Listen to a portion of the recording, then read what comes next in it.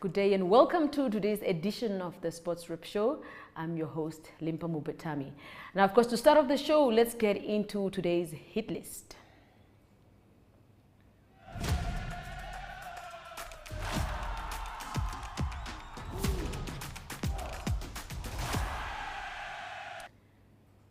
Former footballer Robert Nauseb believes Namibia has an 80% chance to make it out of Group C in the Africa Cup of Nations.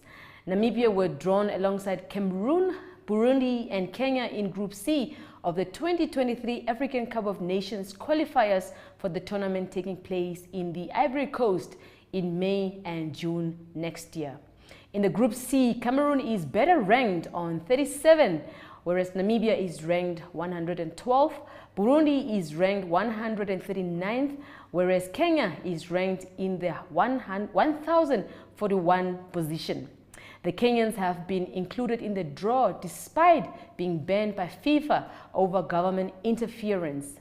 Should Kenya fail to have its suspension lifted, the group will rather shrink from 4 nations to 3, giving a chance to Namibia, in fact, most probably to qualify, with the top 2 finishers still qualifying. Now, of course, we have an audio, whereas Robert Nauseb is rather just sharing his sentiments on this. So have a listen to this. Limba, obviously, I will say is we have an 80% chance of qualifying. But obviously, I won't be thinking to say, if I say it's 80%, it's not to say is that we have an easy draw. Obviously, the teams in that group, I will still regard them as it's a very tough draw as well for us, for any team. Because, look, we can't undermine Kenya, we can't undermine Burundi and think because we're gonna need to qualify easily, but it will be a lot of hard work that we need to put into qualify. It's the audio. Well, Standard Bank Namibia announced their sponsorship renewal of 500,000 for the Junior Hockey Initiative, which is a development program aimed at taking the sport of hockey to schools and communities. The 3-year program was launched in September 2021, reaching about 500 children at 5 towns last year, and Standard Bank's marketing manager Sandano Nikundi expressed his delight at the progress made so far.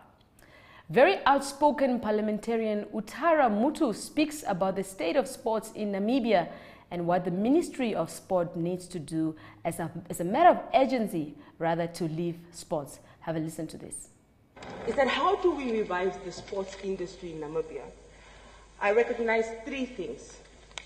To appoint competent people, the intervention of the government, and largely invest in sports infrastructure. Now, currently there is a crisis in the sports industry, particularly the football sector. We have not had a Premier League since 2019. Now, this Premier League that has been actively employing over 420 players across all regions of the country has now come to a standstill. What happened was that a lot of soccer players, a lot of management teams, a lot of nutritionists that are part of this important industry have now been left unemployed. They are in the streets. They are depressed. They are doing alcohol. They are doing drugs because they have no future in the soccer industry. How do we ensure that we bring these soccer players back to this very lucrative industry and this Premier League that we can capitalize on to bring money and to contribute to the GDP, as it is in England and in South Africa? We see now South Africa is also trying to capitalize and trying to fund some of these soccer players. We have the issue of the NFA, taxpayers' money going to the NFA. And how much money has been for the past 5 years been given to the NFA? If you can give us a summary. Because the NFA has not been paying its athletes. There have been, and I know this is a very sensitive issue because the FIFA told us that we shouldn't really be, a government should not intervene in soccer affairs. But it's something that is important because we give taxpayers' money to the NFA, and what is our role as government, as the negotiators in this process. We look at how the Namibian team, national team, the female team, they did a good job in representing us in the soccer games. But today there are allegations that they have not been paid. So what do? We use people, they represent us, and then we don't pay them. It's true. If this was the case of diplomats, would we have been treating soccer players the way we are treating them now? It's an issue that we should ponder on as a government. Another issue that I would like to look into, and it talks again about this issue, is that you have allocated 50 million to the construction of the Independence Stadium, which is good. It's something that is in demand. But I would like to know, as to when we approve this budget, how fast can we start with the construction of the stadium? I'm asking you this in relation to the renovation of the, thank you, my Deputy Leader, the renovation of the stadium. Why I'm asking this is because now we have the AFCON Games of 2023 that are coming up, and we have a draw for a qualifier where we have to now play with other teams. Our players have to now use South African stadiums, which is very expensive, given the cost for transport, the cost for tickets, the cost for accommodation. In fact, it is estimates that the NFA uses of about 1 to 2 hours. Now we have the AFCON Games of 2023 that are coming up, and we have a draw for a qualifier where we have to now play with other teams. Our players have to now use South African stadiums, which is very expensive, given the cost for transport, the cost for tickets, the cost for accommodation. In fact, it is estimates that the NFA uses of about 1 to 2 million Namibian dollars per game. This is expensive, Minister. We need to come up with a program that ensures that this money could be used into other departments within the NFA that could help with the process of ensuring that this NFA is capacitated. But what we're doing is money flows out of the NFA to pay soccer players who are not paid by the NFA. This is a crisis, Honourable Minister, and it's a waste of our resources. So how can we fast track the construction of the stadium to ensure that we have our local games, our international games played at home? What this does, when you see that the local games, what this does, and I can give you a very clear example. I am a proud African Star supporter with my deputy leader here. Are you Orlando? Yes, Talile. And what we have done at these games is that it creates a value chain in terms of funds, because you have vendors that are able to come and sell their chips, their hot dogs, their drinks, and it ensures that people get money to provide for their families. So if we look at it at a narrow point of view, we will not go anywhere as a government. There are so many lives that are attached to the sports industry, and we should take it seriously. Another issue that I would like to do is the cabinet has stated their ambition to co-host the AFCON 2027 games. Now, there are specific requirements that are needed by a country to qualify that are given by FIFA. Now, can you tell us to what extent have you looked into these requirements, such as we need to have safety, we need to have more than one stadium that is operational? So to what extent is the ministry going to ensure that you work with the Ministry of Finance to fast track those requirements to ensure that we can co-host some of these games? And with that, my leader will touch into other issues, but I just wanted to talk about that. And I do not support the allocation. It should be increased, because if you want to use young people, you should empower us, and you should allocate more funds to this ministry. 55 million. Credit, of course, goes to the Parliament for having taken this video, as it is not ours. Now, the most prestigious mountain biking event of the year in the cross-country Olympic discipline on the African continent will be hosted by the Namibian Cycling Federation, with Netbing Namibia as the official sponsor. The event will have cyclists compete in categories ranging from under 12 to elite men and women at the IGG trails in Kleine Kupe for top honors.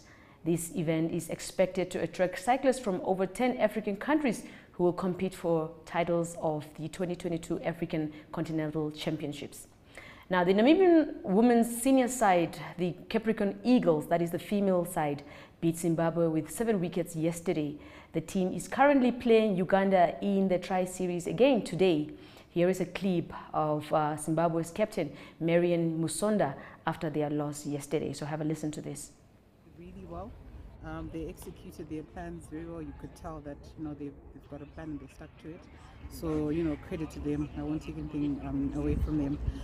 But I thought we did not do well, especially with the ball. I thought it was a fair score given the wicket and the outfield. But unfortunately, probably our bowlers didn't bowl tight enough. We gave away also a lot of missed fields, so that contributed. There wasn't a lot of pressure on the batters all the time, so yeah. Looking forward, what are you looking forward to? It's just the first game of the series. Yeah, it's the first game. We have a whole lot more games to come. It's a game of cricket. We learn in each game, so we're hoping that next time we come back, we'll correct what we didn't do well today. That, of course, is the Zimbabwean captain after their loss yesterday. Well, of course, good luck to the Namibians as they face Uganda once again today. Bafana legend Siposiso Zuma has advised Mamelodi Sundowns' Peter Shalulile to pursue a move to Europe. The 28-year-old Namibian international has so far netted 21 goals in the DStv Premiership this season in pursuit of his dream of playing abroad. Zuma, who enjoys legendary status at FC Copenhagen in Denmark, says it would be wise for Shalulile to start at a lesser competitive league like Belgium. Zuma also spent 3 seasons at Arminia Bielefeld in Germany. With that, let's take a short break, and then once we get back, we head into the Zoom segment of the show.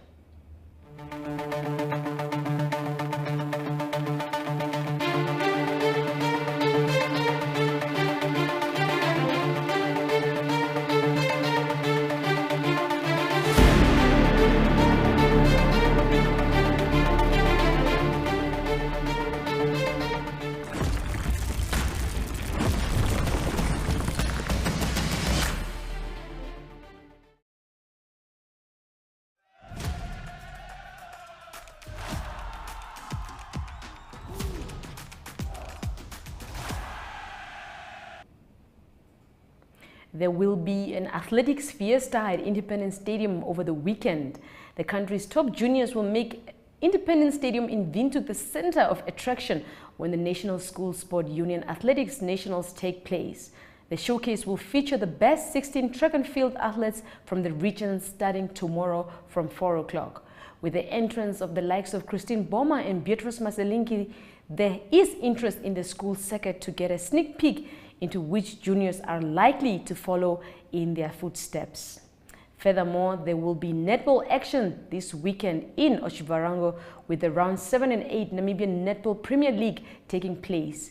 Well, of course, as you can see, Otjiwarongo will be the place to be, with Northern Fly Ballers facing 11 Arrows, Blue Waters going up against Rebels, Grootfontein versus Namibian Navy. That, of course, is on Saturday. Games will continue on Sunday as well. Now we have Marvelous Kabus Ocha, one of the organizers, speaking about the weekend's action. So have a listen to this. Hello Namibia, it's happening this weekend on Saturday the 23rd and Sunday the 24th of April 2022 in the heart of Otjiwarongo region, Otjiwarongo, the MTC Netball Namibia Premier League Games Round 7. Come and witness netball at its best. The top teams of the country battling out for the top spots. The goal shooters of the teams competing for the best goal average. Come one, come all, let's enjoy netball. come in numbers, she says. So if you find yourself in Otjiwarongo, please go and support the netball players. Now we go for a short break, and then once we return, we will be joined by Brian Munango bringing us Spotify, which of course is the youth segment of the show.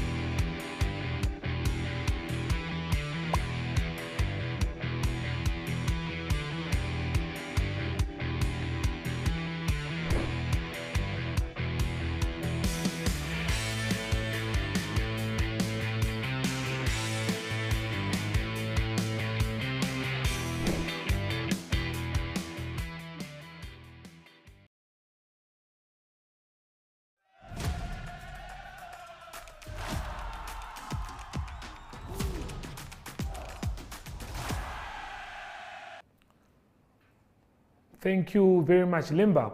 Good day, viewers. My name is Brian Munango, and here on Spotify is where we focus on what the youth are busy with in sports. And with that, let's take a look at what the youth are busy with this weekend. But before we jump into that, Sosa MMA Fitness Studio, a mixed martial arts and boxing studio that is here situated in Windhoek, has been selected as the Namibian national team to represent Windhoek, Namibia in Johannesburg, South Africa, at the IMMF South African Championship on the 28th to the 30th of April. We got a moment to catch up with the coach Carlos de Sousa and the captain of the wrestling team. Stay tuned for what they had to say. They hold the World Federation for Mixed Martial Arts. They're worldwide. They host the African Games, the South American Games, the European Games, Asian Games, Panama, the Super Cup, and then the Worlds in Dubai. So IMF is getting the amateur MMA fighters that fight in the octagon to go compete in the athletes that are competing in the African Games. The guys from the African Games, obviously, once they get first and second place, they get invitations to go compete in the Worlds or the Super Cups in the IMF. So that's part of the game. So obviously we've got a lot of talent going here that definitely is, and there's much more talent out there to be exposed. They just got to come to the right clubs and train at the right places so they can get exposition.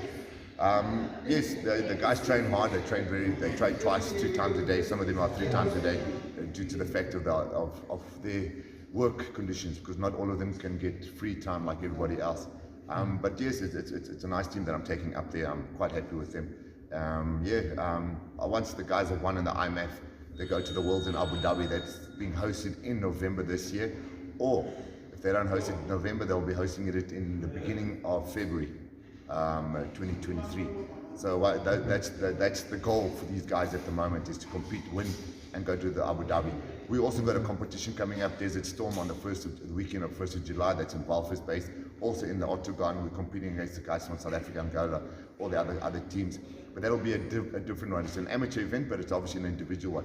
We also we're trying to keep them always prepped for their fights and get ready for the Abu Dhabi Worlds for the guys that qualify. The nice thing about them qualifying for those guys, they also have another event happening on the 2nd, 3rd and 4th of September that weekend. It's King and Queen of the Mat.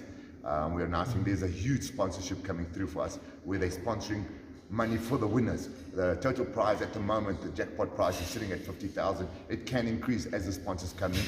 We'll put more into the pocket, into that thing. So only for the winners, for the first place winners, are the ones that are taking the prize. From there, obviously, they get invitations to other events that are hosting in other countries, like Europe, America, you name it, it's all around there. Even Dubai and all the countries, Asia area. But that's the martial arts. It's been we've put up a good club here for MMA. So it's look, we can get a lot of professional guys coming out of here because we've got now the tools to train them. We've got the facilities to train these guys and get them ready and all that kind of story. So yes, that's it for now. My name is Gerald Ubak. I believe I'm more than ready for this competition. We prepared really hard for this. I believe it's between 8 to 10 weeks of consistent training. I mean we're talking about, I think, 9 sessions a week. Some of them twice a day. Fitness in the morning, fitness at night, followed with another, technical session after that. With that said, there's a lot of work put into this. I mean, you can see so many of us have injuries because of it. But yeah, more than ready. What will the Namibian people expect from you? A good show. I honestly believe a good show. I feel like we're very technical, very, very technical. I feel like for myself, I can only speak for myself, that I feel like we're too fast, too smooth, too slick, to be honest with you. But tactical and calm in there, 100% calm. Final words? Don't blink. That's what I want to say. Don't blink. We definitely coming to make a statement. I mean, we've been training too hard to not to do anything, so don't blink. Thank you very much. Awesome. Or any question from you guys? Awesome, thank you. I will come later so that you can give me your name. Yeah, okay. Next. Next.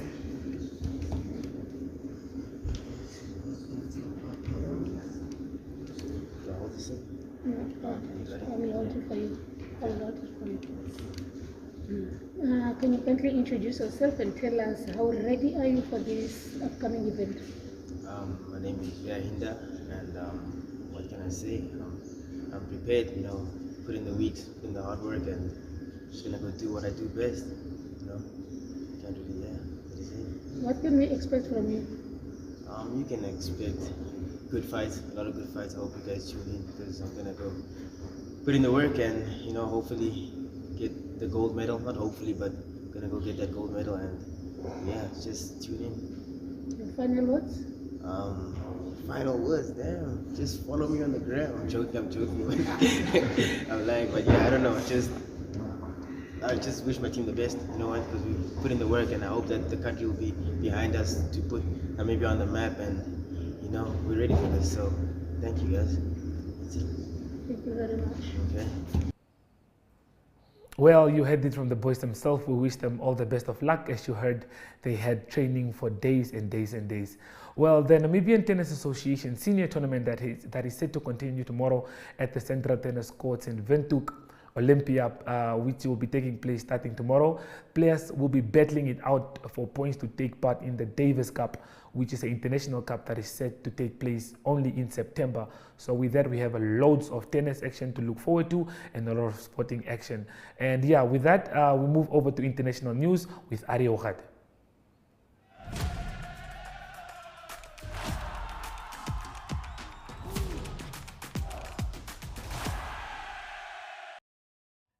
Good day everyone, it's time for international sports news and start off with soccer news, and it is the English Premier League that's quite interesting at the moment. It's a big fight for number 1 position at the moment between Liverpool and Manchester City, and there's 5 games left for both those teams. Most of the teams have 5 games left in the season.